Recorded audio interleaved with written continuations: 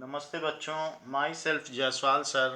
हम पढ़ रहे हैं class 12th chemistry the solid states. Last class में हमने पॉइंट्स डिफेक्ट्स के सभी टाइप्स पढ़ लिए थे। अब हम आगे पढ़ते हैं how metals are categorised, how solids are categorised on the basis of their conducting properties. So on the basis of electrical conductivity, solid materials are categorized. Solids on basis of electrical conductivity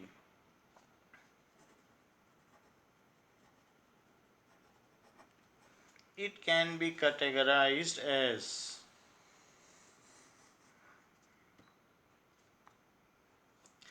three types. What are those three types? That is conductors, insulators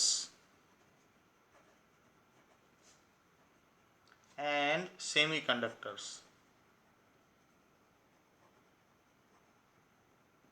so solid का बहुत तरीके से categorisation हो सकता है, on basis of magnetic properties, on basis of colour भी हो सकता है। अगर वो कलरलेस हैं तो उसको कहेंगे विट्रियस, और अगर कलरफुल हैं तो रेजिन का मतलब कलर होता है, so that is resinous. So colour के बेसिस पर विट्रियस एंड रेजिनस। इसी तरीके से हमने देखा कि स्ट्रक्चर के बेसिस पर क्रिस्टलाइन एंड एमॉर्फस, अब इलेक्ट्रिकल कंडक्टिविटी के बेसिस पर है, फिर मैग्नेटिक प्रॉपर्टी के बेसिस पर 5 अलग टाइप्स हैं, वो भी इसी चैप्टर में हैं, फेरोमैग्नेटिक और पैरामैग्नेटिक। इसी तरीके से हम देखेंगे कि कई तरीके के अलग अलग 5 टाइप्स होते हैं, तो हम उसको आगे देख लेंगे। Antiferromagnetic, that is diamagnetic and ferrimagnetic. तो सॉलिड के कई कैटेगराइजेशन है। जब कोई आपसे पूछे तो ऑन बेसिस जरूर पूछ लीजिएगा कि वो किस बेसिस पर चाहता है। So the conductivity, what does it mean by conductivity? So that is what is resistance is rho L by A. So resistivity क्या होती है? रेजिस्टिविटी को स्पेसिफिक रेजिस्टेंस भी कहते हैं। Specific resistance. सो यहाँ से रेजिस्टिविटी का फॉर्मूला अगर निकाला जाए तो R A by L, and further conductivity is 1 by resistivity. So conductivity क्या होती है? Conductivity is inverse of resistivity. ये तो हमने देख लिया, रेजिस्टिविटी है रो, तो इसलिए जो कंडक्टिविटी होगी वो L अपॉन आर ए हो जाएगी, जस्ट इसका उल्टा, क्योंकि rho is R A by L.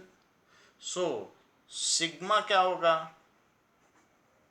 This is sigma, so this is sigma and this is rho.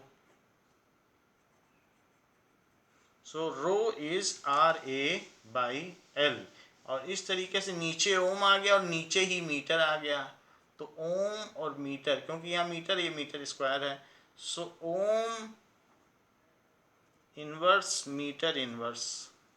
So Om metre inverse, ये कंडक्टिविटी का यूनिट हो गया। तो कंडक्टिविटी के बेसिस पर कई चीज़ों की हमको रेजिस्टिविटी पता है, जैसे कि सबसे कम रेजिस्टिविटी सिल्वर की होती है। सो सिल्वर की रेजिस्टिविटी होती है 1.6 इंटू 10⁻⁸ ओम मीटर। ऐसा हमने 10th का टेबल जब पढ़ा था तो ध्यान करिए पढ़ा था। और जब हम लोग इलेक्ट्रिसिटी चैप्टर पढ़ रहे थे, और कॉपर की 1.62 थोड़ी सी ज़्यादा थी, तो 10⁻⁸ ओम मीटर। और कई इंस्टेंसेस में ये चीज़ देखी भी है कि कॉपर की ये है, सिल्वर की, इसी को पलट दें तो वो कंडक्टिविटी हो जाएगी। तो कंडक्टिविटी सिल्वर की 10⁸ के ऑर्डर की होगी, और ये भी 10⁸ के ऑर्डर की होगी।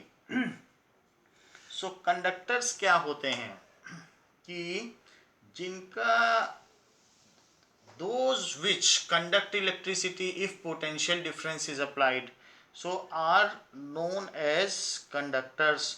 तो इसका जो कंडक्टिविटी होगी वो इस तरीके से होगी, एक हम टेबल बनाए तो पता चले. So now on the reference line we can find out the conductivity. तो कंडक्टिविटी सबसे ज़्यादा इसी की होगी. और इंसुलेटर की कंडक्टिविटी किस रेंज की होगी? सो इंसुलेटर की कंडक्टिविटी 10 टू द पावर -10, ये ग्रेटर है, और 10 टू द पावर -20 ये, और इस that is 10 to the power -10 से 10 टू द पावर -20 तक होगी, ऐसा होगा. तो ये कहा जा सकता है. तो हमें पहले छोटा वाला लिखना चाहिए, ऐसा कर लें. सो 10 टू द पावर -20 से -10 तक होगी. तो ये कितनी होगी? दैट इज पर ओम पर मीटर होगी. तो कंडक्टिविटी इसकी इतनी कम है कि जो हमारे किसी ज़्यादा पर्पस की नहीं है. और जबकि इसकी कंडक्टिविटी क्या होगी, जो कंडक्टर्स होते हैं, सो ये 10 टू द पावर 5 से लेकर 10 टू द पावर 7 के रेंज की होगी. बाकी वो 1.6 है, उसको काउंट करेंगे तो थोड़ा सा और ज़्यादा जा सकती है. तो ये इसकी कंडक्टिविटी ये हाईएस्ट है, ये इसकी कंडक्टिविटी है. और सेमी कंडक्टर की कंडक्टिविटी कितनी होगी? That is -6 to 4. सो इसकी होगी -6 टू 4,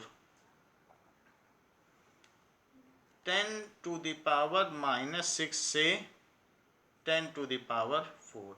और जो बीच का है वो हमारे किसी काम में नहीं आता. इस चीज़ को हम फिर से एक बार देखें. अगर हम एक रेफरेंस लाइन बनाए कंडक्टिविटी की, तो हम इस चीज़ को और बेटर तरीके से समझ सकते हैं. लेट अस ड्रॉ एक कंडक्टिविटी. तो जो सबसे इस एंड पे आएंगे, सबसे पुअर कंडक्टर, जो कि हाई पोटेंशियल डिफरेंस 10,000 वोल्ट लगा दो तो भी, लकड़ी में 10,000 वोल्ट लगा दो दोनों साइड्स पर, तो भी उसमें कंडक्शन नहीं होगा वुड में. तो इस तरीके से 10 टू द पावर -10 से अगर 10 टू द पावर -20 तक यहाँ पर अगर इस तरीके से हो, तो अब हम इस तरीके से करते हैं -20 से -10, धीरे धीरे बढ़ती हुई. तो ये हम किस चीज़ के बढ़ने को देख रहे हैं? This is conductivity. और ओम पर मीटर, तो ये कंडक्टिविटी है. तो -20 से -10 तक अगर पाया गया, so it is of insulators. तो कंडक्टर के ऊपर हम जानते हैं इंसुलेटर की एक सीथिंग होती है, कवर लगा हुआ होता है. सो दिस इज इंसुलेटर. तो दिस इज इंसुलेटर. और अगर इससे 10,000 गुना ज़्यादा हो गई कंडक्टिविटी, यानी 40 ज़्यादा हो जाए, तो 10 टू द पावर -6 हो जाएगी. और वहाँ से लेकर 10 टू द पावर 4 तक की रेंज की अगर है, तो उसे कहेंगे सेमी कंडक्टर. सेमी कंडक्टर कहेंगे. और 10 टू द पावर 4 से 10 टू द पावर 5 तक के बीच की जो होती है, उस वो हमारे किसी भी काम की नहीं है. तो या तो हमको सेमी कंडक्टर की ज़रूरत पड़ती है, और या हमको कंडक्टर की ज़रूरत पड़ती है. जैसे सेमी कंडक्टर डिवाइसेस हैं, जो चिप्स बनती हैं कंप्यूटर में, वो सेमी कंडक्टर हैं. उसमें 2 इलेक्ट्रॉन 4 इलेक्ट्रॉन का आना जाना 220 वोल्ट पर, दैट इज़ कंसिडरेबल. तो वो सेमी कंडक्टर हैं. जो कैलकुलेटर्स हैं उनमें सेमी कंडक्टर्स लगते हैं.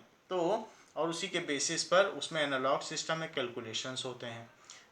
इसी तरीके से सेमी कंडक्टर हमने देखा कंप्यूटर में यूज़ होते हैं, मोबाइल्स में यूज़ होते हैं. जो इलेक्ट्रॉनिक डिवाइस हैं सब सेमी कंडक्टर बेस्ड हैं. और ये हुआ कंडक्टर.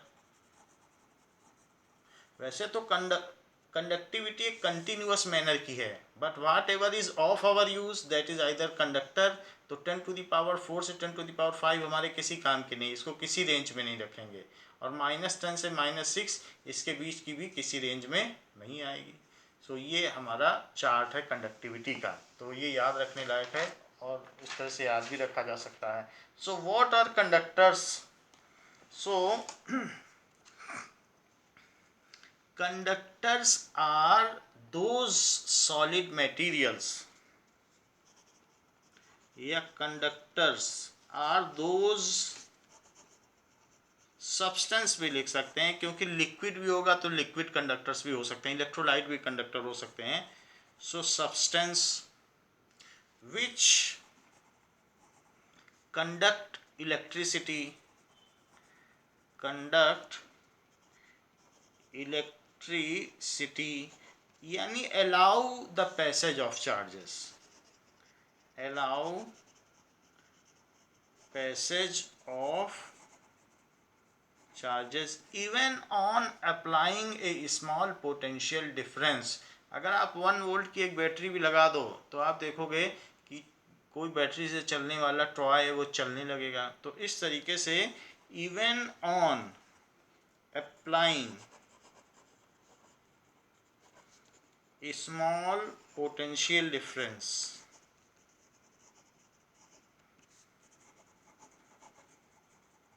across its ends, तो कंडक्टर के एंड्स पर अगर आपने थोड़ा सा भी पोटेंशियल डिफरेंस लगाया, अगर मान लीजिए 1.5 वोल्ट की बैटरी है, उसमें एक एंड से दूसरे एंड तक तार टच कर दें और उसको आप टंग से टच करें तो आपको टंग में करंट या झटका महसूस होगा। Tongue is most conducting. तो इस तरीके से हम देख सकते हैं कंडक्टर होते हैं। इसी तरीके से सेमी इंसुलेटर क्या होंगे?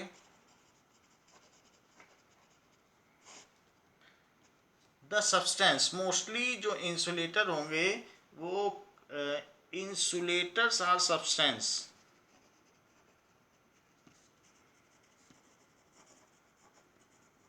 which does not allow flow of charges, does not allow flow of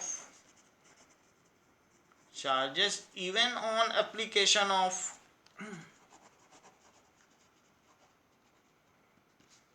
very high electric field, electric potential difference लगा दो, electric potential difference greater than 10,000 volt, उससे ज़्यादा भी लगा दोगे तो भी कुछ नहीं होगा। अक्रॉस इट्स एंड, तो सेमी कंडक्टर क्या हुए?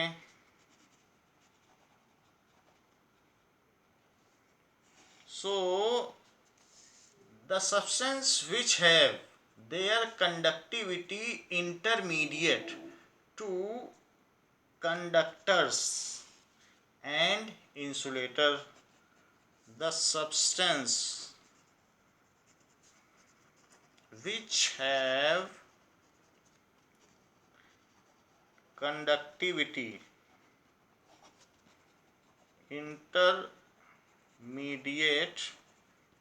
इंटरमीडिएट होती है to conductor and insulator, on applying 220 volt they only allow passage of few electrons, 2-4 electron ही पास करेगा बस, और यहाँ तो मिलियंस ऑफ है कंडक्टर में। on applying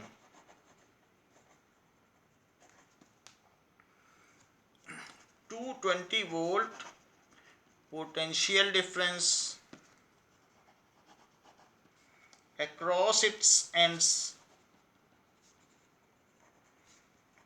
it allows flow of few electrons, flow of few electrons। देखिए इसमें मैंने किसी में कंडक्टिविटी नहीं लिखी है, लेकिन आप लिख सकते हैं कि इसकी जो कंडक्टिविटी है वो कहाँ से कहाँ तक रेंज करती है कि 10 to the power 5 से 10 to the power 7 पर ओम पर मीटर। इस तरीके से इसमें भी लिख सकते हैं इंसुलेटर की कंडक्टिविटी कहाँ से कहाँ तक रेंज करती है, 10 to the power -20 से 10⁻⁻10 पर ओम पर मीटर। और ऐसे यहाँ भी लिख सकते हैं कि इसकी कंडक्टिविटी रेंज करती है 10⁻⁻6 से 10⁻⁴ पर ओम पर मीटर, ऐसे लिख सकते हैं। सो ये तो डेफिनेशन हो गई, but how it happens, so what is the reason and the process of conduction, ये चीज़ देखने वाली है कि सॉलिड में कैसे कंडक्शन होता है। Now so conduction of electricity in metals,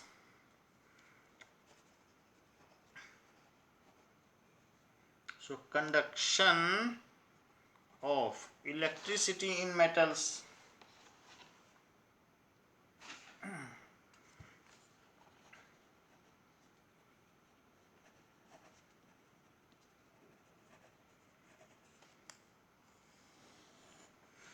see the metal is having electron C model, metal में क्या होता है, as it is having metallic bonding, metals are having electron C model,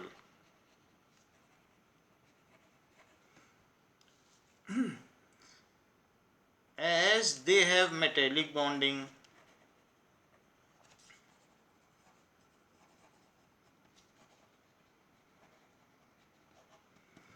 So due to their high electropositivity, they release their valence electron and complete their octet.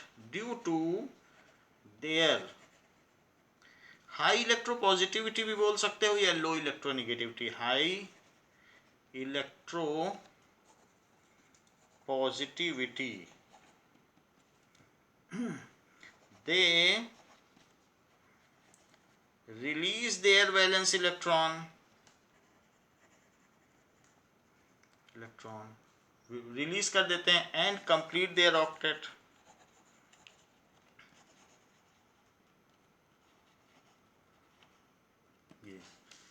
These electrons, these released electrons are free electrons, इनको free electron कहा जाता है। These released electrons are called free electron, as they move freely throughout the conductor, as they move freely, ये स्वतंत्र रूप से विचरण करते हैं, they move freely throughout the conductor. तो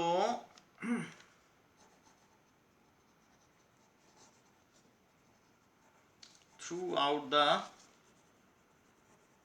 कंडक्टर, पूरे कंडक्टर में ये मूव करते रहते हैं। Though there is no net favoured direction of movement, though ये मूव करते रहेंगे, बार बार टकराते रहते हैं, and frequently collide with each other,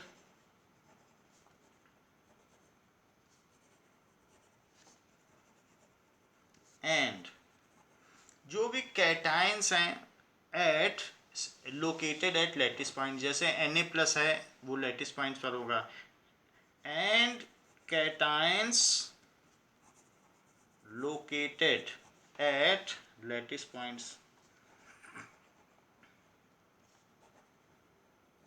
जैसे मान लीजिए कि सोडियम ने अपने सारे इलेक्ट्रॉन, अब वो इलेक्ट्रोपॉजिटिव है तो मेटल में तो कोई उससे लेने वाला है नहीं, फिर वो किसको देगा, तो वो क्या करेगा, मेटल में ही अपना वैलेंस इलेक्ट्रॉन जो आउटर मोस्ट है यानी 281, तो जो वो 1 इलेक्ट्रॉन है उसको वो छोड़ देगा, और वो इलेक्ट्रॉन मेटल में ऐसे घूमते रहेंगे, वो फ्री हैं, ऐसे घूमते रहेंगे, चारों तरफ वो घूमेंगे और इन सबको बाइंड करेंगे, ऐसे घूमते रहेंगे, और ये भी इसी तरीके से घूमता रहेगा, ऐसे रोटेट होता रहेगा।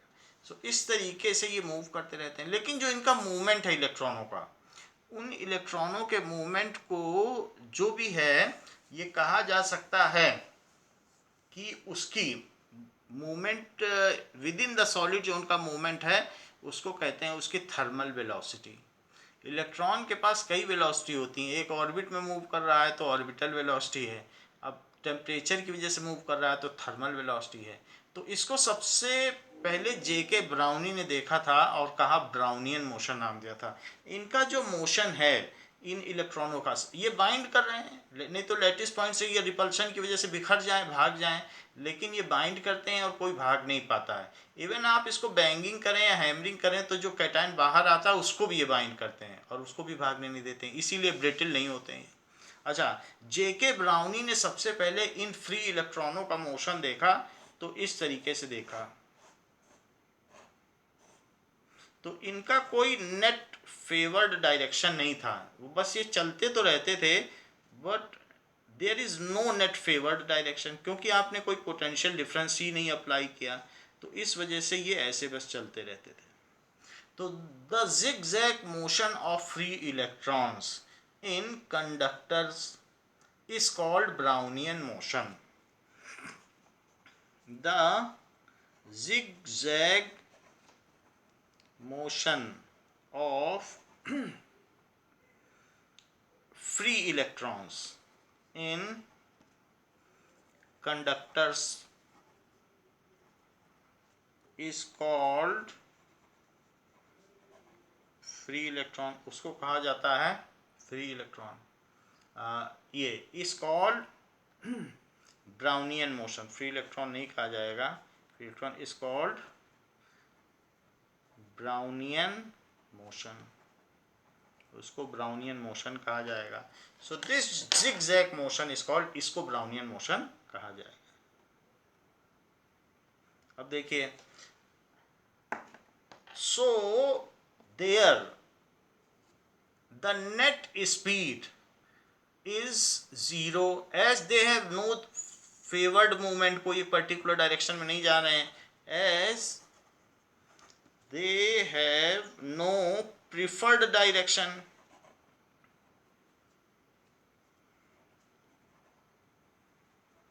so जो उनका v net होगा यानी वेलोसिटी, ड्रिफ्ट वेलोसिटी, वो जीरो होगी, क्योंकि उनको कोई ड्रिफ्ट नहीं कर रहा है, पुश नहीं कर रहा है, परपेचुअल पुश नहीं कर रहा है।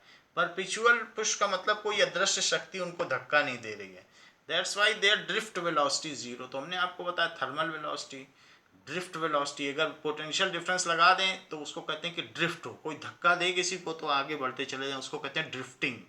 सो और एक होता है ऑर्बिटल वेलोसिटी। तो इलेक्ट्रॉन में 3 वेलोसिटी हैं, एक ऑर्बिट में मोशन तो ऑर्बिटल वेलोसिटी, इस तरीके का मोशन तो इस तरीके का मोशन हो जाएगा थर्मल वेलोसिटी, और तीसरा होगा कि अगर हम पोटेंशियल डिफरेंस लगाएं तो ये ब्राउनियन मोशन करते हुए आगे भी बढ़ते चले जाएं, तो उस तरीके का मोशन होता है ड्रिफ्ट वेलोसिटी। तो हमने आपको 3 अलग अलग चीज़ें बताई, एक ऑर्बिटल वेलोसिटी होती इलेक्ट्रॉन की, वो 10⁶ मीटर पर सेकंड के कैडर की होती है। एक होती है थर्मल वेलोसिटी, ऑर्बिटल वेलोसिटी जो है बाइंड इलेक्ट्रॉन की होती है, जो ऑर्बिटल इलेक्ट्रॉन की होती है, जो ऑर्बिट में घूमते हैं, वो फ्री इलेक्ट्रॉन नहीं होते हैं, वो बॉन्डेड इलेक्ट्रॉन हैं, ध्यान रखिएगा। थर्मल वेलोसिटी 10⁻³ मीटर पर सेकंड होती है, वो होती है फ्री इलेक्ट्रॉन की। और जबकि ड्रिफ्ट वेलोसिटी क्या होती है वो अभी हम बताएंगे आपको, वो करीब करीब 3 mm पर सेकंड होती है। वो कितनी कम होती है, वो कब होती है, फ्री इलेक्ट्रॉन की ही होती है, but on applying potential difference, जब पोटेंशियल डिफरेंस अप्लाई करोगे तब होगी। तो ड्रिफ्ट वेलोसिटी का क्या मतलब है कि if at the end of conductor some potential difference is applied, यदि हम ऐसा करें एंड ऑफ कंडक्टर पर एक सेल लगा दें, वो सेल आपका कुछ भी हो सकता है, एक पेंसिल सेल ही क्यों ना लगा दें, आप ऐसे लगा दें, तो अगर आपने मेटल कैप पर लगा दिया तो इस एंड पर सारा पॉजिटिव चार्ज हो जाएगा, क्योंकि ये प्लस एंड और ये माइनस है, तो इधर ये निगेटिव हो जाएगा। इसकी वजह से इस मेटल में सारे लेटिस पॉइंट्स पर कैटायन हैं, but we are focusing on electrons, जो बीच बीच में फ्री इलेक्ट्रॉन्स हैं उन इलेक्ट्रॉन्स पर हम फोकस कर रहे हैं. सो दीज इलेक्ट्रॉन दो having thermal velocity and frequently moving, तो वो मूव तो करेंगे लेकिन वो इलेक्ट्रॉन इससे दूर भागना चाहेगा क्योंकि निगेटिव हो गया है, तो टकराएगा. टकराने पर भी टकरा के वापस भी आना है, लेकिन बहाने से वो आगे भी जाएगा इस तरीके से. तो यहाँ से चलते चलते ये यहाँ आ गया, और ये जो इनका जो कोलिजन बिटवीन टू ये है, ये एक तरीके का स्ट्रेट लाइन मोशन होगा.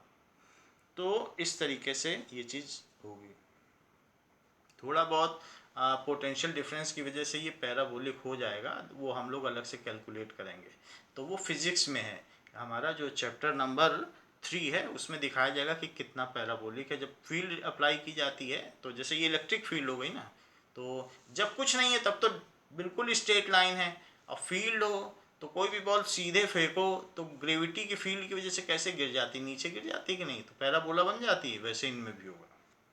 तो अब इस तरीके से ये जो इनका मोशन है वो इनको आगे भी बढ़ाता जा रहा है. ब्राउनियन मोशन के साथ इनका ड्रिफ्ट भी हो रहा है.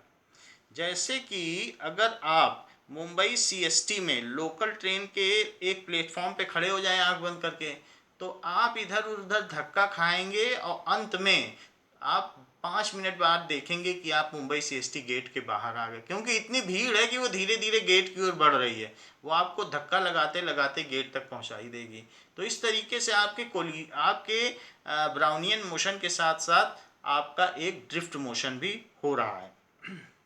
तो ऐसा ही कुछ कुछ यहाँ पर भी हो रहा है जिसको यहाँ दिखाया गया. तो ये जो इस तरीके का मोशन हुआ, ये इलेक्ट्रॉन इधर मूव कर गया, तो इसको कहेंगे वी ड्रिफ्ट, ड्रिफ्ट वेलोसिटी. सो जो कि करीब करीब 3 mm/सेकंड के करीब होती है, ऐसा होता है. So when an electric field is applied, वास्तव में ये इलेक्ट्रिक फील्ड ही है. जैसे मान लीजिए एक आपने प्लस लगा दिया और एक माइनस है मेटल पर, तो वो आपने कहीं से इलेक्ट्रिक फील्ड ऐसे अप्लाई कर दी. यही काम यहाँ किया भी है. तो अगर एक प्रोटॉन छोड़ोगे तो कहाँ भागेगा, इधर. जिधर प्रोटॉन भागे वही इलेक्ट्रिक फील्ड की डायरेक्शन है. तो प्रोटॉन जिधर भागता है उधर इलेक्ट्रिक फील्ड की डायरेक्शन है. तो ये इलेक्ट्रिक फील्ड हो गई, उसको ई से डिनोट करते हैं. अच्छा, तो अब इलेक्ट्रॉन हमेशा इलेक्ट्रिक फील्ड के अपोजिट भागेगा क्योंकि वो इधर आएगा. प्रोटॉन जिधर भागे या पॉजिटिव चार्ज, वो इलेक्ट्रिक फील्ड की डायरेक्शन होती है. So these free electron moves opposite to applied electric field, ऐसा बुक में लिखा है. These free electron moves opposite to applied electric field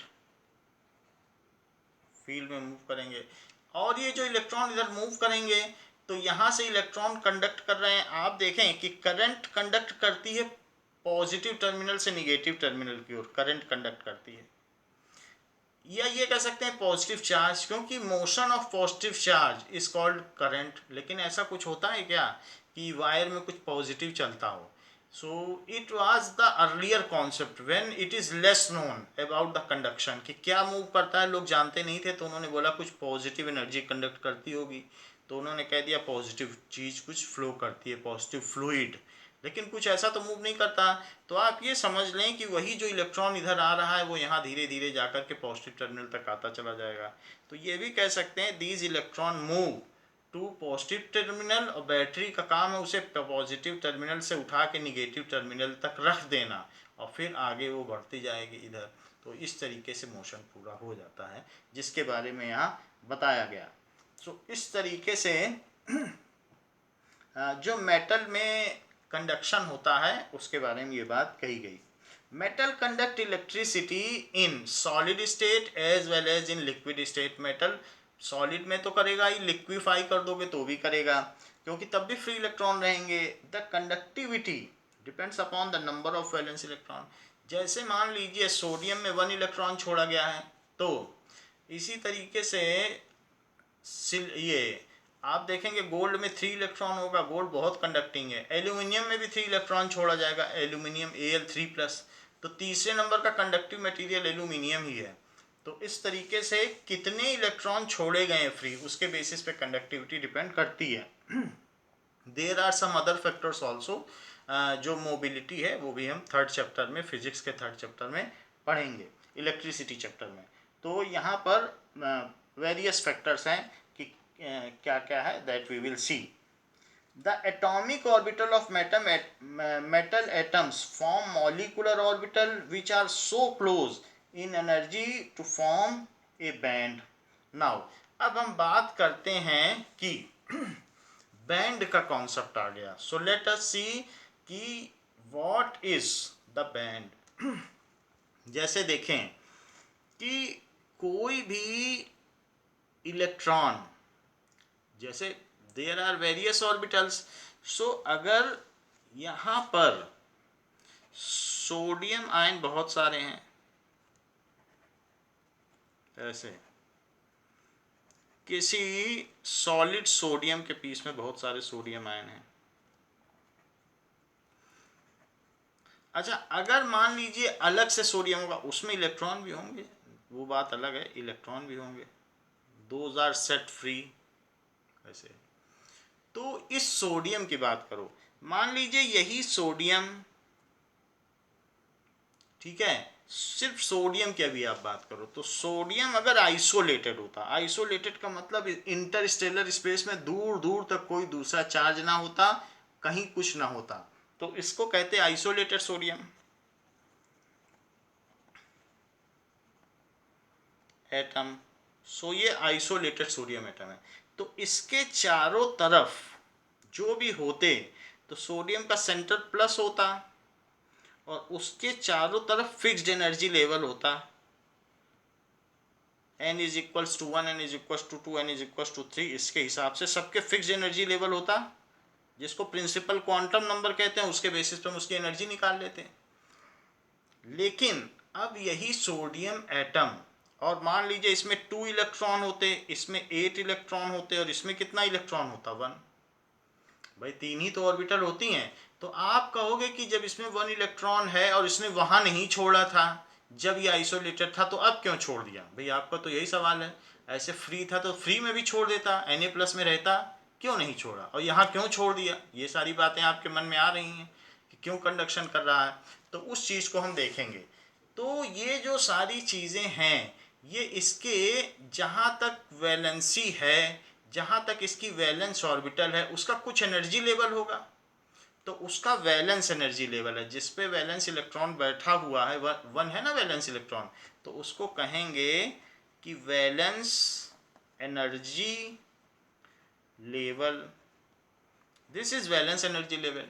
और अभी तक इसने इलेक्ट्रॉन नहीं छोड़ा है। However when sodium atoms come closer to each other, देखो ये पास पास आ गए, सारे सोडियम पास पास आ गए, तो क्या हुआ होगा, ये देखिए, व्हेन वेरियस सोडियम एटम्स, तभी तो वो सॉलिड बना रहे हैं, तो क्या ऐसी बात हो गई कि सबने एक एक इलेक्ट्रॉन छोड़ दिया?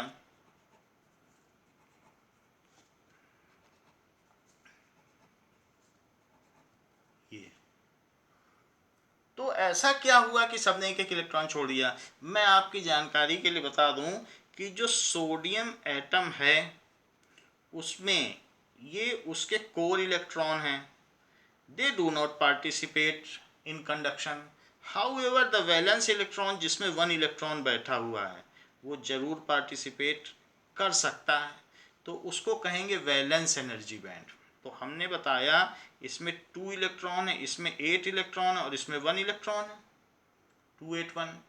अच्छा, इसके ऊपर सब एम्प्टी बैंड है, एम्प्टी बैंड है, तो अगर इसको सफिशिएंट एनर्जी दी जाए कि वो सेंटर के अट्रैक्शन से काफ़ी दूर चला जाए, तो इसमें मान लीजिए कि if such energy is given that it goes to this level, ये हायर लेवल है एनर्जी लेवल का, ये n इज इक्वल्स टू 3 है, और ये n इज इक्वल्स टू 5 है।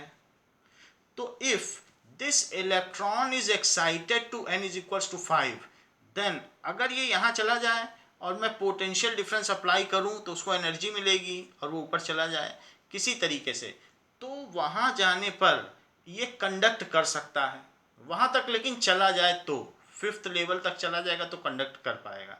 तो 3 जो है वो वैलेंस एनर्जी लेवल है।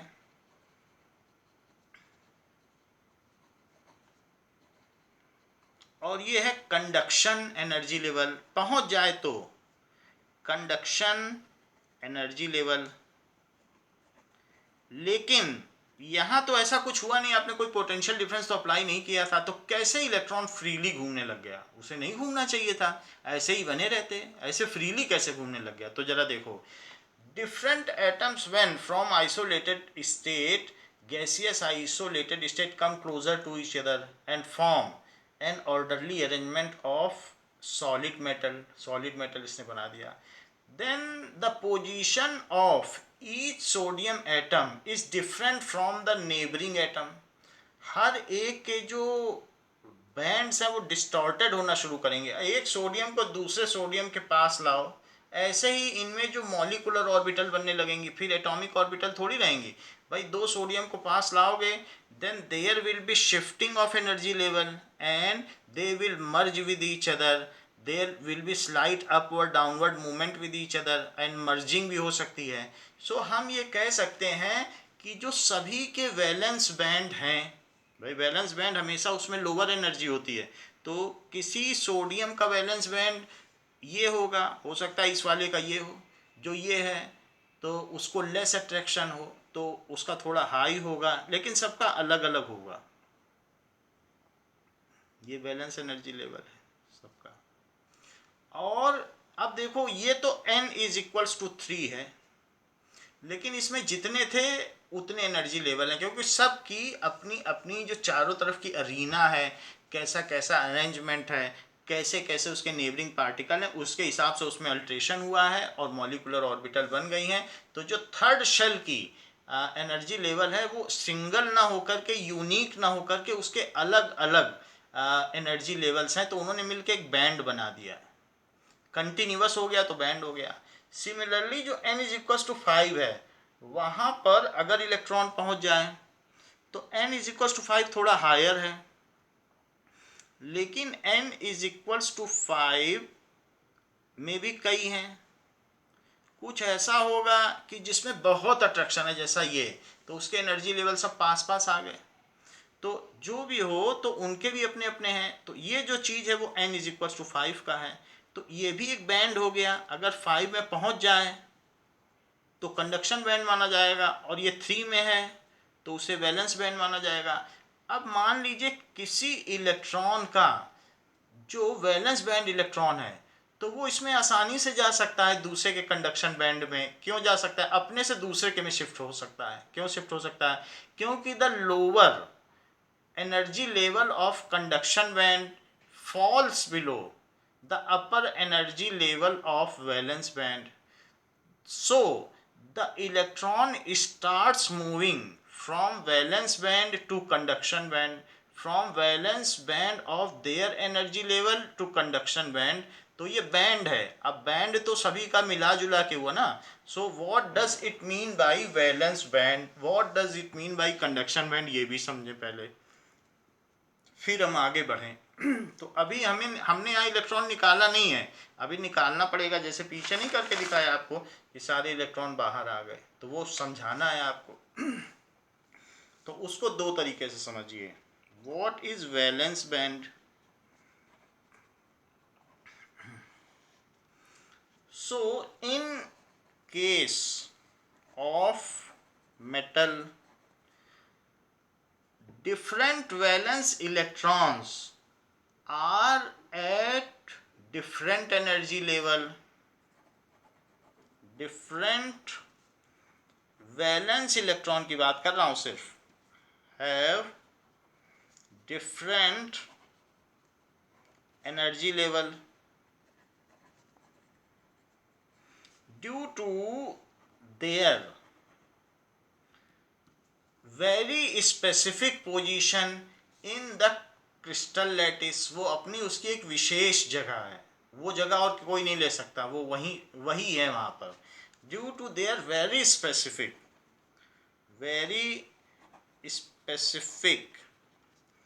Position in crystal lattice,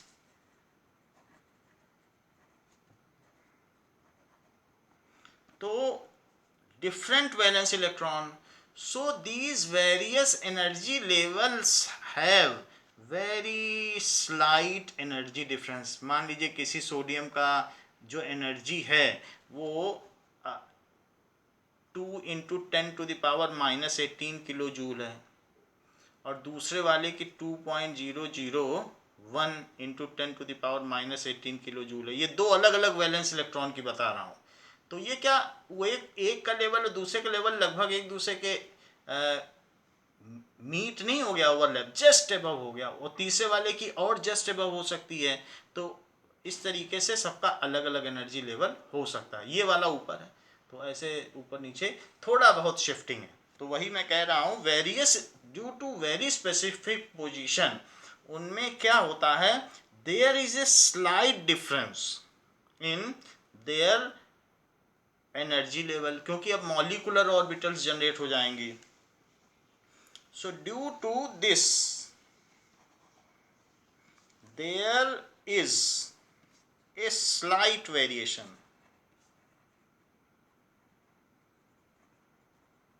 in their valence energy level,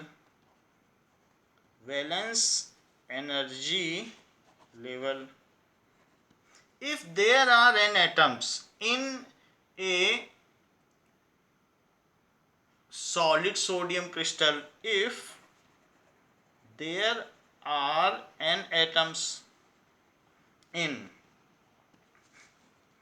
some solid metal,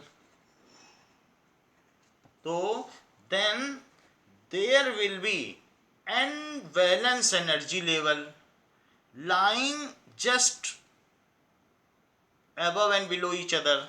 there are n है तो उनमें थोड़ा बहुत, हर एक में एक उसका अपना एनर्जी लेवल है। तो एक का एनर्जी लेवल, तो एक का एनर्जी लेवल, फिर दूसरे का एनर्जी लेवल, फिर तीसरे का, फिर चौथे का, फिर पांचवें का, इतना है, लाखों करोड़ों हैं। तो इस तरीके से कोई ऊपर होगा कोई नीचे होगा, ये मिलके एक बैंड बना देंगे।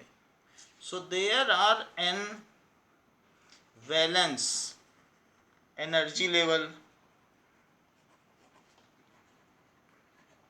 n valence energy level just lying closer to each other and forming a valence band। जब बहुत सारी वेवलेंथ एक साथ मिल जाती हैं तो आप उसको नहीं कहते हो कि अब ये एक बैंड हो गया है, तो वैसे यहाँ पर भी है। So line spectra, band spectra, वही चीज़ तो यहाँ आ रही है। सो forming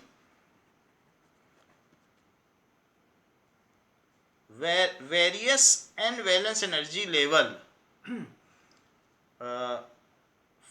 forming a valence band in which various energy levels lies closer to each other, in which various valence energy level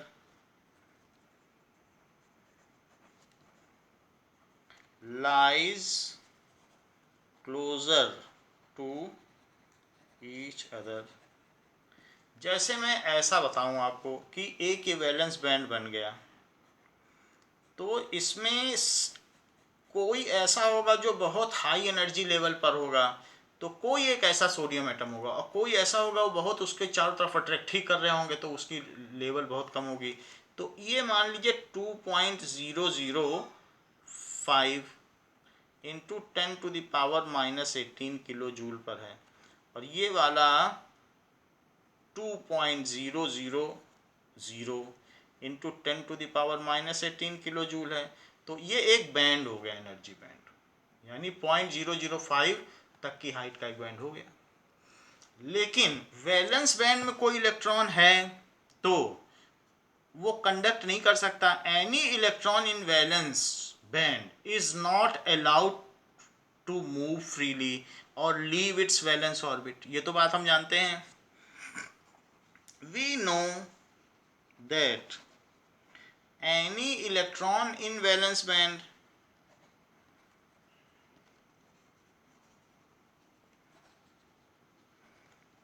is not allowed,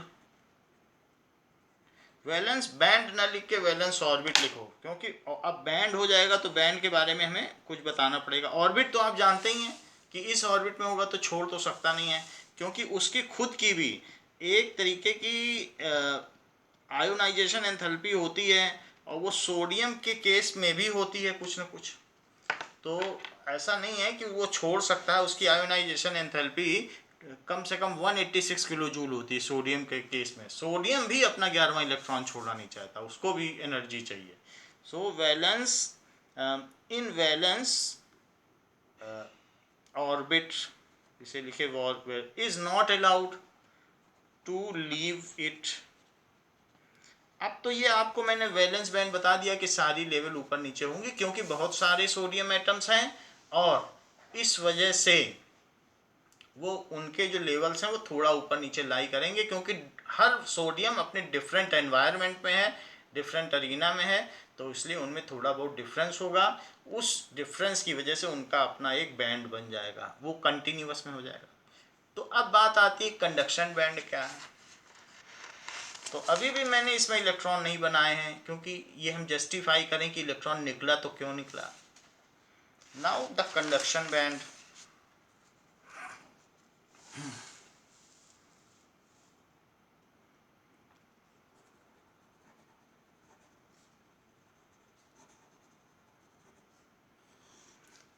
in case if electron moves in metal atom from some lower level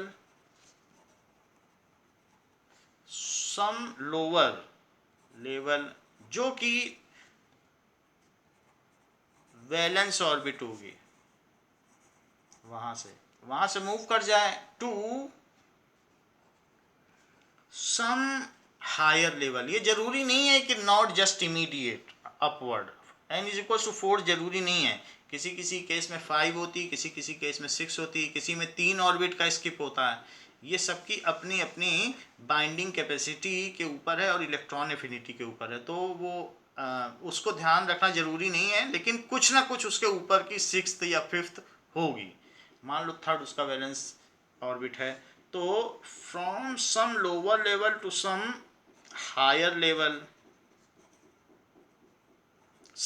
level, जैसे कि से n is equals to 5, यहाँ पर lower level तो से n is equals to 3, जो कि sodium के केस में कहा गया है। तो फिफ्थ पे अगर चला जाए तो then it is well away from the central attraction, it is well away from Coulombian attraction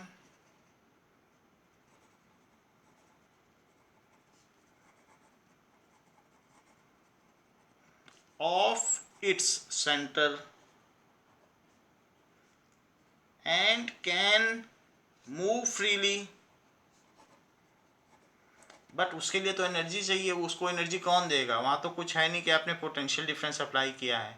how ever it will require energy, how ever it requires energy, तो इसके लिए एनर्जी की ज़रूरत होगी। इट रिक्वायर्स एनर्जी, इसके लिए कुछ न कुछ अतिरिक्त ऊर्जा की आवश्यकता होगी, यदि आप उसको कंडक्शन बैंड में डालना चाहते हैं। Now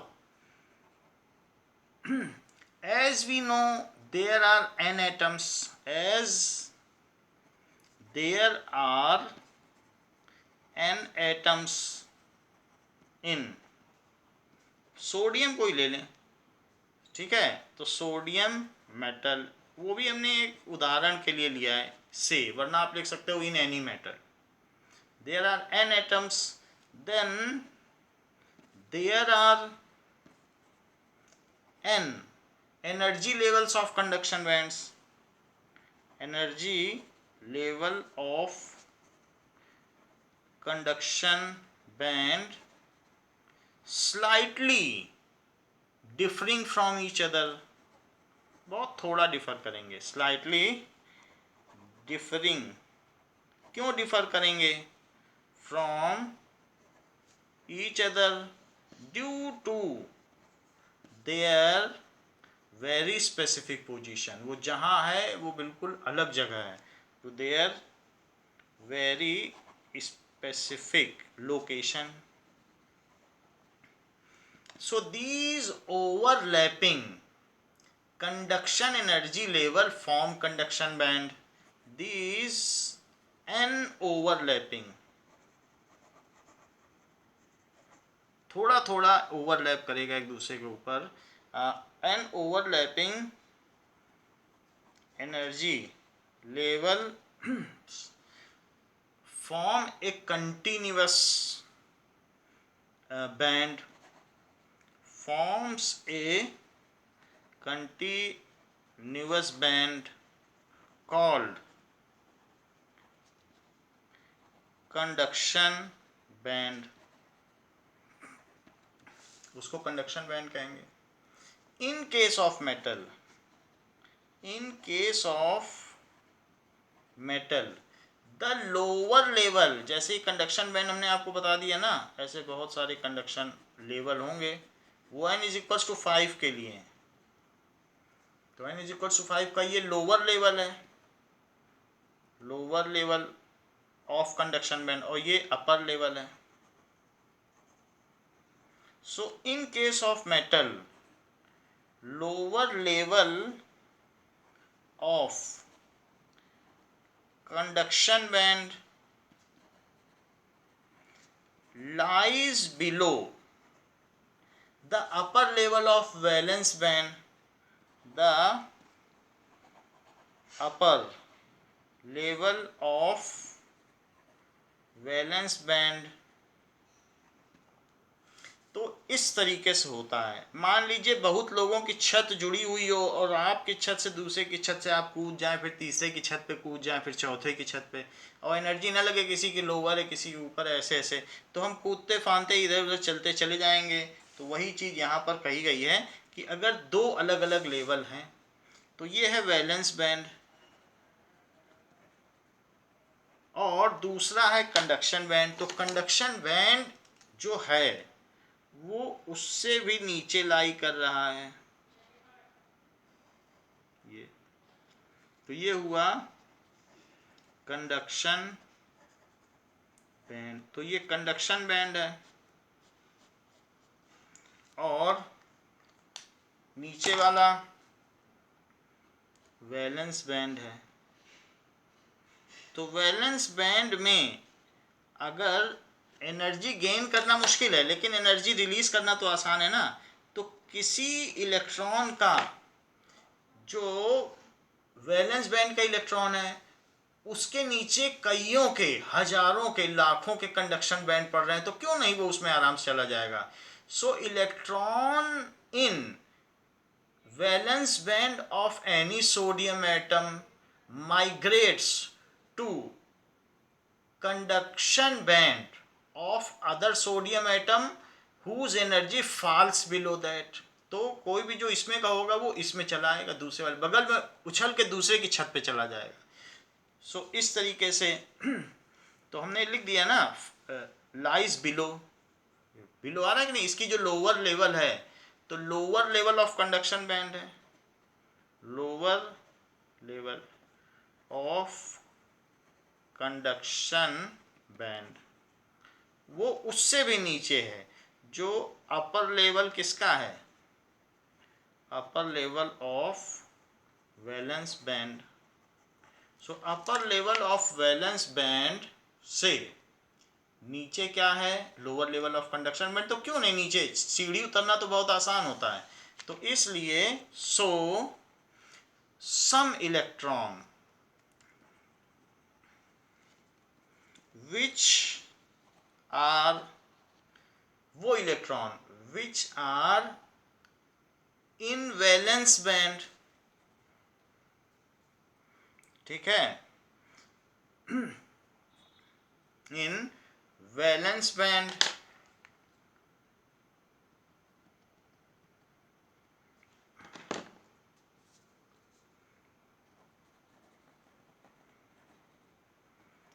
migrate to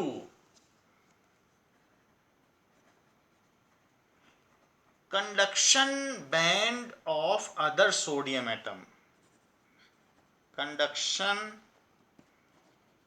band of other sodium atom whose energy level falls below it. Whose energy level falls below it. These electrons and can move freely. वहां से नीचे चले गए आराम से, अब तो वो कंडक्शन बैंड में आराम से घूमते रहे। and can move freely, freely move कर सकते हैं। These are called free electrons. These are called free electron. तो कभी भी अगर मैं आपको यहाँ पर जो फ्री इलेक्ट्रॉन की बात कह रहा हूँ, तो जैसे आप काउंटिंग ना करें कि भाई इसमें 9 है तो 9 फ्री इलेक्ट्रॉन निकालो। हो सकता है 5 के लिए ही कंडक्शन बैंड लोअर हो, बाकी के लिए हायर हो, तो मैं 4-5 भी बना दूं तो वैसे तो ऐसे होता है, लेकिन इन जनरल अब दिखाने के लिए तो लेटिस पॉइंट पे कैटायन ही दिखाया जाता है, क्योंकि हम जब मेटल बनाते हैं तो ऐसे ही बनाते हैं और ये इक्वल दिखाते हैं। तो लेकिन ऐसा होता नहीं है कि इक्वल ही इलेक्ट्रॉन निकले। वही इलेक्ट्रॉन माइग्रेट कर पाते हैं जिनका वैलेंस बैंड से नीचे किसी दूसरे एटम का कंडक्शन बैंड हो। वही अगर 9 है तो हो सकता है 4 ही कर पाएँ, लेकिन अब फिर उतना हम रीज़न ना दे पाएंगे, ना बुक भी दे पाएगी, तो वो जनरली ऐसे शो करती है। लेकिन अंदर की बात यही है कि only those electron migrates whose valence band falls above the conduction band. और ये कह सकते हो कि अगर उसके नीचे जो कंडक्शन बैंड है वो सारे चले जाते हैं। मान लो 1,00,000 हैं और उसमें से 10,000 को ऐसा मौका मिल गया, 10,000 को, क्योंकि बहुतों के वैलेंस बैंड के तो ऊपर है कंडक्शन बैंड, ये बेचारे कहाँ जाएंगे, ये थोड़ी चले जाएंगे कंडक्शन बैंड में। सिर्फ इतने लोगों को सुख मिला है, वही जा पाएंगे। तो सारे नहीं जाएंगे, थोड़े चले जाएंगे, उसी से सारा कंडक्शन या आवागमन होगा। So these electrons are called free electron and they contributes for conduction of electricity, conduction of charges. When अब क्या हो, when a potential difference is applied, potential difference जैसे 2 वोल्ट का या 1.5 वोल्ट का इज अप्लाइड,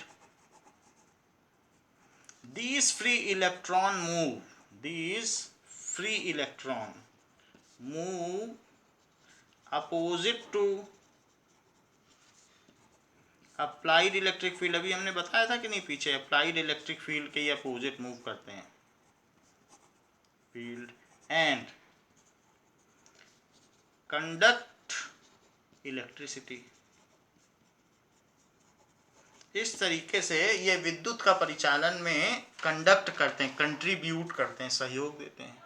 सो सीधी सी बात है कि metals are those in which the lower level of conduction band lies below the upper level of valence band.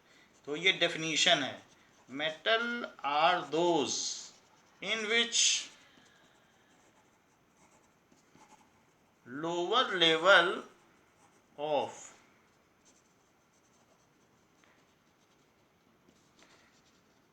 conduction band falls below upper level of valence band of valence band। कहोगे तो फिर से ये बात समझा दें, ये देख लो, in which lower level of conduction band, जो हरे रंग का है, it falls below the upper level of valence band. तो जो भी वैलेंस एनर्जी लेवल है उससे नीचे है, लोअर लेवल ऑफ तो ये बैंड ही है, बैंड के ही तो लेवल हैं। आगे बात करें तो ये जो मैंने बात आपको बता दी, ये तो ये पहली बात कही गई कंडक्टर में।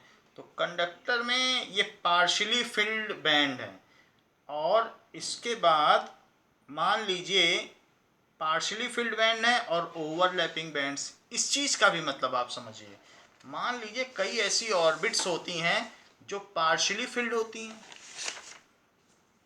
इस चीज़ का क्या मतलब है कि ऐसा किसी किसी में होता है कि अगर आप देखो किसी भी केस में, आप ये देखिए कि Na को ले लो।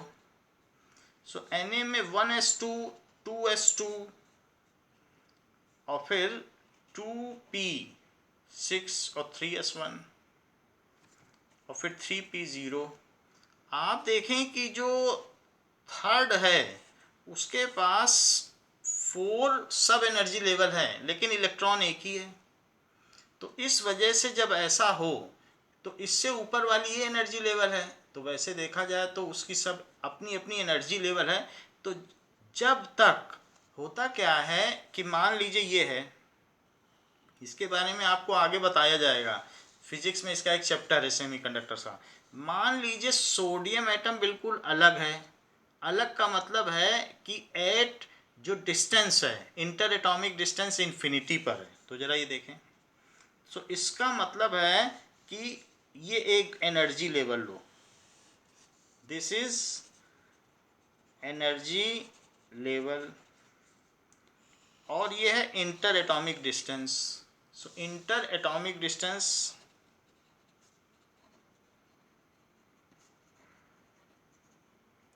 यहाँ आप 0 लीजिए और यहाँ इन्फिनिटी इधर की ओर बढ़ती हुई।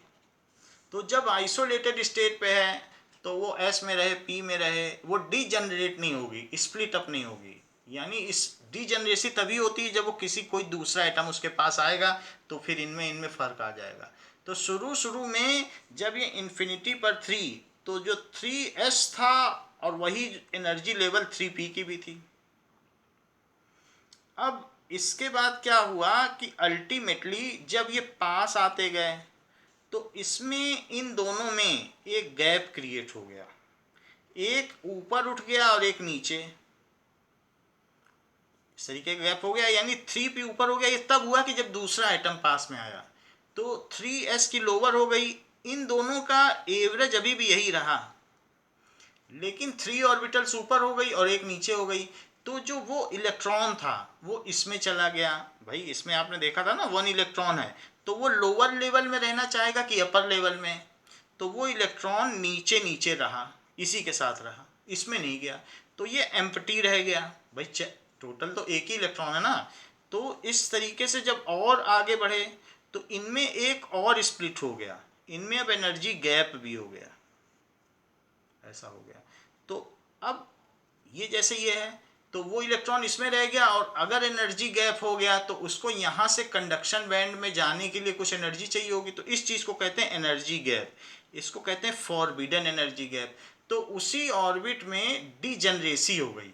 सो डी एक होता है कि सेम एनर्जी लेवल, और अब वो क्या हो गई हैं कि the energy level splits up. इसको ये कह सकते हैं कि that is difference energy level, ऐसा लिख लें, डिफरेंस एनर्जी लेवल। और इसको कहेंगे कि फॉरबिडन एनर्जी गैप। शुरू में वो चाहे 3s में रहता है या 3p में, तो कोई दिक्कत नहीं, लेकिन किसी पड़ोसी एटम के आने से वो अब s में रहने के लिए बाध्य है, वो p में नहीं जा सकता, बिकॉज उनके पास आने से उनमें एनर्जी लेवल स्प्लिट हो गया है। तो ये चीज़ है, तो ऐसा होता है। लेकिन फिर आगे बढ़ने पर वो बहुत क्लोज आते चले जाते हैं। तो ऐसा होता है कि ये जो कंडक्शन बैंड है ये भी सेचुरेट हो जाता है, और फिर ये चीज़ ऐसे हो जाती है। तो ये चीज़ ऐसे हो जाती है कि मतलब इसके कंडक्शन बैंड और उसका बैंड उससे लोअर लाई कर जाता है। भाई ये 3p का चल रहा है कि नहीं, 3p में 3 होंगे अलग अलग, तो वो उससे लोअर लाई कर गए, किससे, s से, तो वो इसमें गिर गए। ये कंडक्शन बैंड है, ये वैलेंस बैंड है। ये कंडक्शन लेवल लिखें क्योंकि सिर्फ हम अभी एक की बात कर रहे हैं, और ये हो गया वैलेंस एनर्जी लेवल। तो ये 0 यहाँ बना लें, तो आप देख रहे हैं कि एस ऊपर चला गया और ये नीचे आ गया। बहुत क्लोजर आने के बाद फिर से एक बार अल्टरेशन होता है, तो ये एक फॉरबिडन एनर्जी गैप है। और ये 0 यहाँ ना लिख के यहाँ लिख दें, तो ये इंटर एटॉमिक डिस्टेंस है। अब इस बात को बुक से देखें, इसका फिगर आप देखेंगे तो फिजिक्स की सेकंड बुक के लास्ट चैप्टर में यही फिगर बना हुआ है, उससे भी आप समझ सकते हैं। जरा ये देखें कि पार्शियली फिल्ड है, तो दिस इज, ये मेटल का केस है, देखो लिखा है ना मेटल, तो पहले पढ़ो मेटल, और मेटल में पार्शियली फिल्ड बैंड है, तो धीरे धीरे ओवरलैप कर गया, यानी कंडक्शन बैंड और वो दोनों ओवरलैप कर गए। हमारे केस में भी यही चीज़, जो कंडक्शन बैंड था वो आगे बढ़ गया और ओवरलैप कर गया वैलेंस बैंड से, यही चीज़ हुई है। इसके लिए एक चैप्टर है, अभी हम ज़्यादा उसमें बताना नहीं चाहते हैं क्योंकि वो पूरा एक चैप्टर सेमीकंडक्टर का आपको दिया है, फिजिक्स की सेकंड बुक का लास्ट चैप्टर, उसमें आप जाके पढ़ भी सकते हैं, वहाँ पर हम देखेंगे।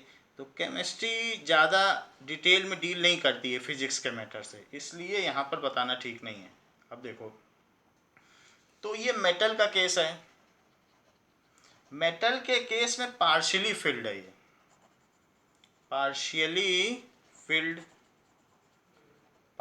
फिल्ड बैंड है, उसी के केस में कंडक्शन हो सकता है पार्शियली फिल्ड हो। अब जो कंप्लीटली फिल्ड हो, आर्गन हो, तो उसमें क्या कंडक्शन होगा। तो पार्शियली फिल्ड था और थोड़ी देर में जब बहुत पास आ गए तो उनमें क्या हुआ कि जो दो बैंड थे वो ओवरलैप हो गए, एक बैंड और दूसरा बैंड क्या है, जो उसका कंडक्शन बैंड था वो ओवरलैप हो गया जैसे। तो इनका फॉरबिडन एनर्जी गैप अब 0 हो गया, ये आराम से एक दूसरे में आ जा सकते हैं। शुरू में भी आ जा सकते थे जब इन्फिनिटी पर थे, लेकिन इन्फिनिटी तो एक आइडियल कंडीशन है, वहाँ तो कोई नहीं रहेगा, आएंगे तो पास में ही, तो यहाँ आ जा सकते हैं। तो इसमें जो एनर्जी गैप है उसको कहते हैं ईजी, एनर्जी गैप को क्या कहते हैं, ईजी। तो वो 0 है, तो कोई गैप ही नहीं, आराम से कंडक्शन बैंड में चले जाओ। ये है कंडक्शन बैंड, ये है वैलेंस बैंड। ऐसा मेटल के केस में है, ये पार्शियली फिल्ड बैंड है और ये क्या है, ओवरलैपिंग बैंड्स। इसकी जगह क्या लिखो, ओवरलैपिंग बैंड्स, ऐसा लिख दो। सो दिस इज ओवरलैपिंग बैंड हो गया, और ये केस हो गया मेटल का। अच्छा, मेटल का केस तो आपने देख लिया, फिर इंसुलेटर का भी केस देखो। इंसुलेटर के केस में ये कभी मिल नहीं पाते हैं, फिर से मर्जिंग नहीं हो पाती। जैसे हमने यहाँ मर्जिंग दिखा दी, मेटल के केस में हो जाती, इसमें नहीं हो पाती है, इनके बीच में गैप बना ही रह जाता है। तो वो करीब करीब 6 इलेक्ट्रॉन वोल्ट का होता है, काफ़ी ज़्यादा। So that is 6 electron volt, ये है energy gap, it is very high. तो कोई इलेक्ट्रॉन को जब इतनी एनर्जी दोगे तब वो उसमें जाएगा। सो कंडक्शन बैंड और this is valence band. Valence band को फील्ड बैंड भी कहा जाता है, क्योंकि ये इलेक्ट्रॉन हमने कहा था ना यहाँ यहाँ रहेंगे, तो बुक इसको फील्ड बैंड भी कह सकती है, फील्ड बैंड भी कहा, फील्ड बैंड। तो ये हो गया इंसुलेटर। अब यहाँ से इलेक्ट्रॉन इसमें कैसा चला जाएगा, ये तो पूरा फील्ड है और वो एम्प्टी है, जा ही नहीं पाएगा, इतनी एनर्जी गैप हो गई।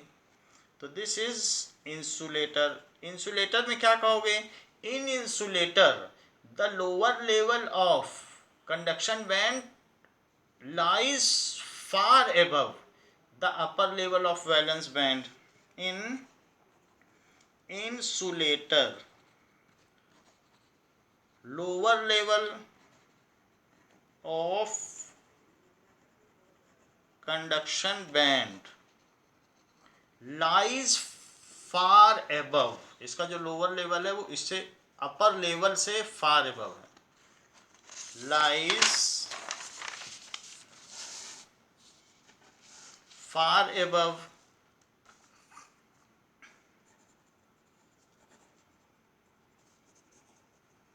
the upper level of valence band field band है, ठीक है। This energy gap is approximately 6 electron volt.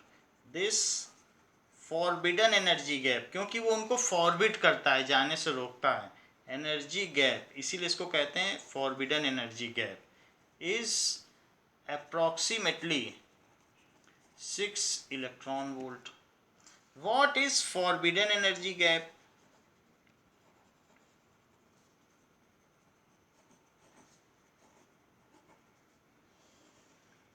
The difference in energy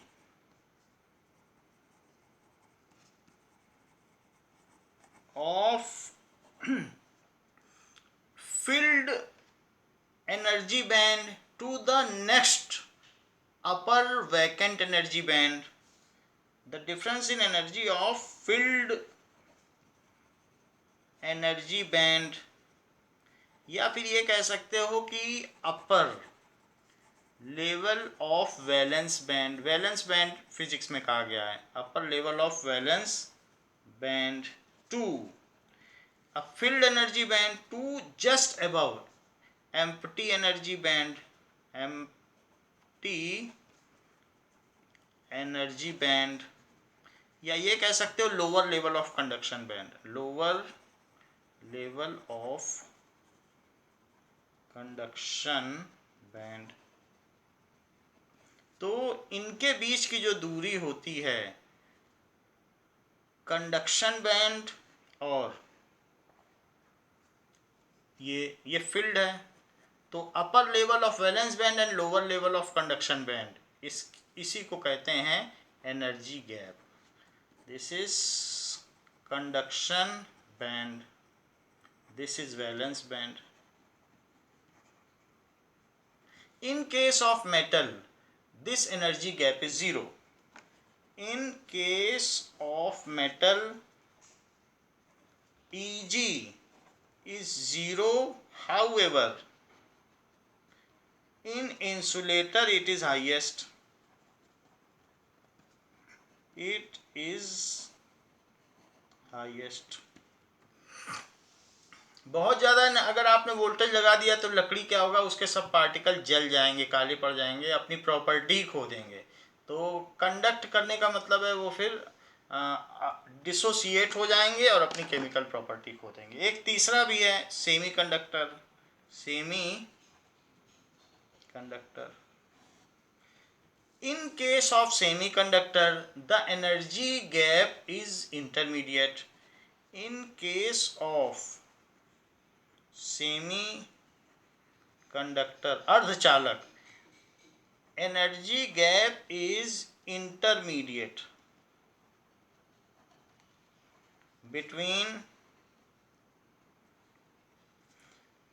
conductor and insulator, conductor and insulator. तो वो कमी होता है ऐसे, इतना होगा, यानी जो Eg होगा that is 0.6 electron volt to 1.6 electron volt, इतना तक होगा बस। सो ये कंडक्शन बैंड है और ये फील्ड बैंड भी कह सकते हो या वैलेंस बैंड, ऐसा है। तो जर्मेनियम में ये मिनिमम है और सिलिकॉन में ये मैक्सिमम है, ये याद रख सकते हो या बाद में आएगा, कॉन्टेक्स्ट तो बताएंगे आपको। सो इस तरीके से हमने इसमें दिखाया स्मॉल एनर्जी गैप है। सो ये क्या हुआ, सेमी कंडक्टर।